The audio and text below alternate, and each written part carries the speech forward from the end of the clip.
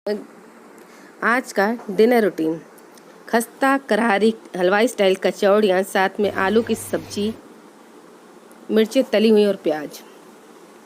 Hello everyone, welcome back to our channel. I hope आप सब स्वस्थ होंगे, सुरक्षित होंगे, बहुत ही खुश होंगे। फ्रेंड्स, अब दोपहर को ना गर्मियों में मतलब काम वाम कर थोड़ी थकान सी जाती है, फिर थोड़ी नींद सी आने लगती है।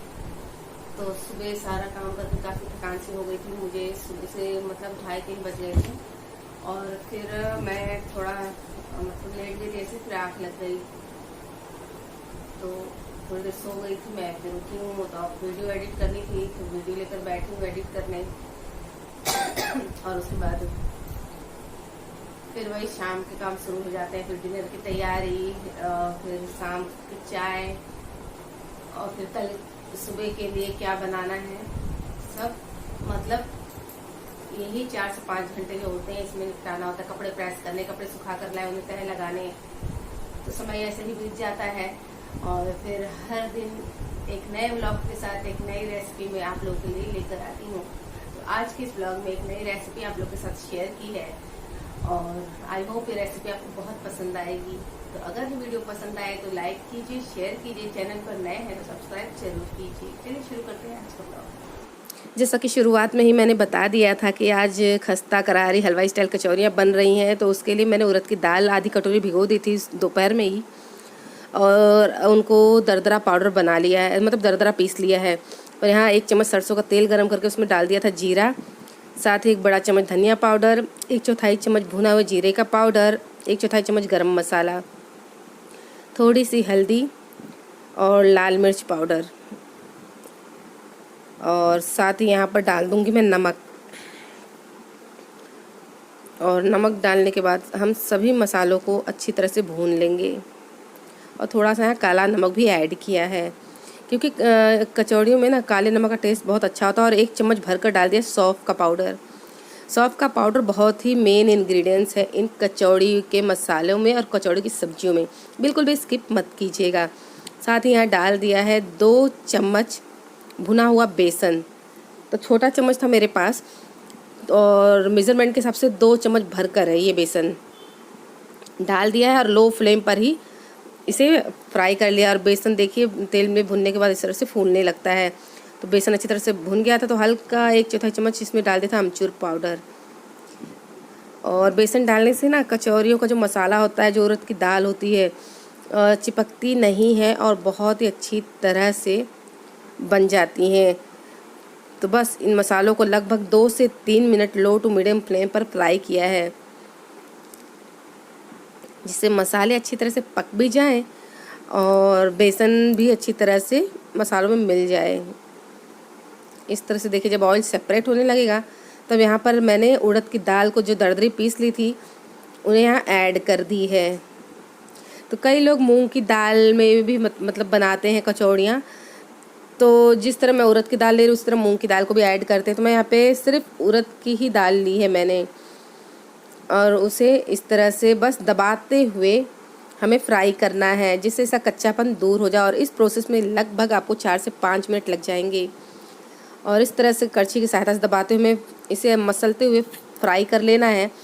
और जब ये मतलब फ्राई पैन से इकट्ठा होने लगे और इस तरह से देखिए इसे जब आपको लगे, तो इसका मतलब ये दाल हमारी अच्छी तरह से फ्राई हो चुकी है। उसे साइड में रख दीजिए और ठंडा हो जाए, तो उसके बाद कचौड़ी के लिए स्टफिंग तैयार करेंगे। तो यहाँ उसे साइड में रख दिया, यहाँ सब्जी की तैयारी कर ली मैंने।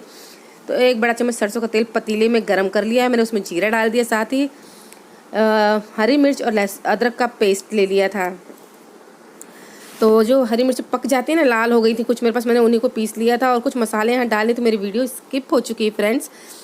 तो मुझे बहुत बुरा लग रहा है इस वक्त यहाँ पे, लेकिन जो मसाले मैंने डाले हैं वो मैं आपको बता देती हूँ। 1 चम्मच धनिया पाउडर है और 1/4 चम्मच गरम मसाला, हल्दी पाउडर, लाल मिर्च पाउडर, साथ ही यहाँ डाल दिया था काला नमक, सफ़ेद नमक, सौंफ का पाउडर और भुने हुए जीरे का पाउडर, और साथ ही भुना हुआ बेसन 2 चम्मच डाल दिया था। और सभी मसालों को अच्छी तरह से फ्राई करने के बाद उसमें कसूरी मेथी फ्राई की थी।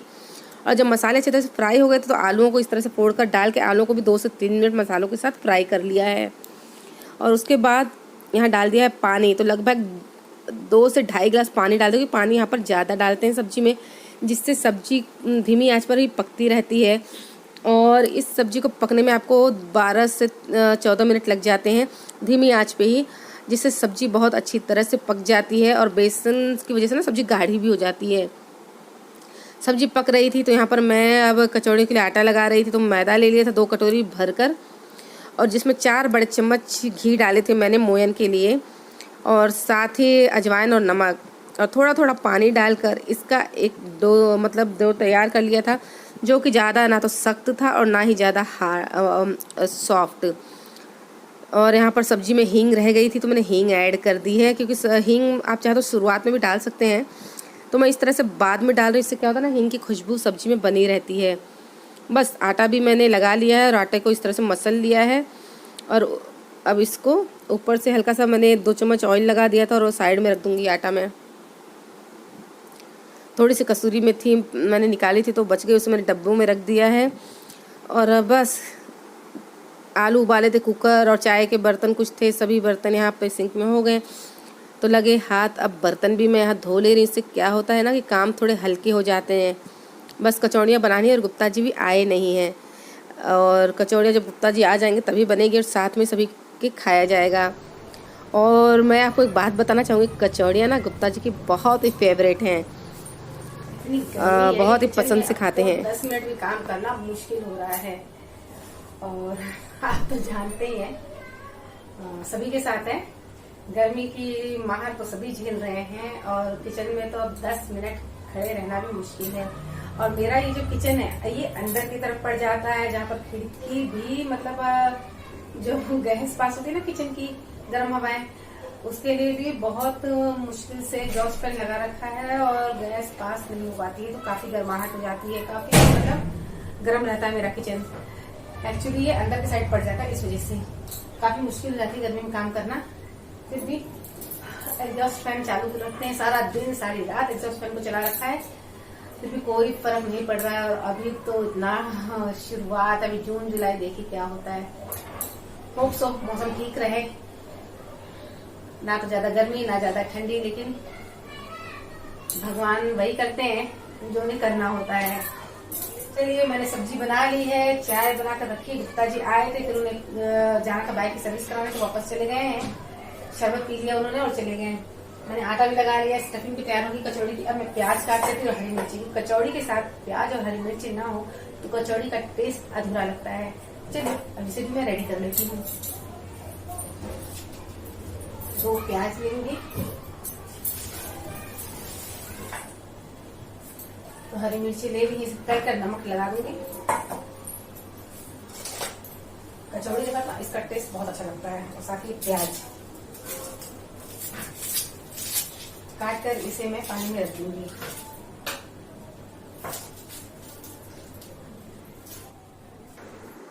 तो बस अब कचौड़ियों के लिए इस तरह से किचन में जगह नहीं है, तो यहाँ कमरे में मैं बना रही हूँ और गुप्ता जी जा रहे हैं तलने के लिए। तो यहाँ आटा ले लिया, इस तरह से लोई ले ली, उसमें थोड़ी थोड़ी स्टफिंग भर दी है और बस हल्के हाथ से थोड़ा थोड़ा बेल दिया है। और यहाँ हल्के गरम तेल में ही कचौड़ियों को डाल दिया है। और कचौड़ियों को डालने के बाद उसे हिलाते नहीं हैं। वो कचौड़ियाँ जब ऊपर से फूलने लगें और हल्का कलर चेंज हुए तो उसे पलट कर पका लें। तो इस तरह से देखिए बिल्कुल फूली फूली खस्ता करारी कचौड़ियाँ बन गई हैं, और बिल्कुल मार्केट हलवाई स्टाइल में ही ये कचौड़ियाँ तैयार हुई, जो खाने में टेस्टी, देखने में बिल्कुल वही और बहुत ही क्रिस्पी हैं। बज रही है कोई? तो ट्राई कीजिए ये रेसिपी। आई होप ये रेसिपी बहुत पसंद आएगी आपको। बहुत ही खस्ता करारी कचौरियाँ ये बनी हुई हैं। और यहाँ आज हम सब नीचे ही बैठकर कर रहे हैं डिनर। ये सब्जी, कचौड़ी, प्याज और हरी मिर्च रेडी है।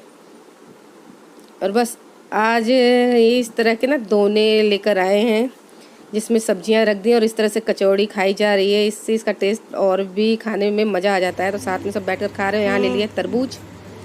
गर्मी में तरबूज, गर्मियों का एहसास खाना देखिए बहुत ही अच्छा लगता है सभी को। तो तरबूज ले आए थे और तरबूज अब खाने के बाद खाया जाएगा। तो तरबूज काट लिया है इस तरह से, और तरबूज को बस अब इस काट कर मैं पीसेस कर लूँगी। तो अगर आज का व्लॉग पसंद आया हो तो प्लीज़ लाइक कीजिए, शेयर कीजिए, सब्सक्राइब कीजिए और अपने अनुभव मेरे साथ शेयर कीजिए, कमेंट्स ज़रूर दीजिए। Thank you friends, thanks for watching.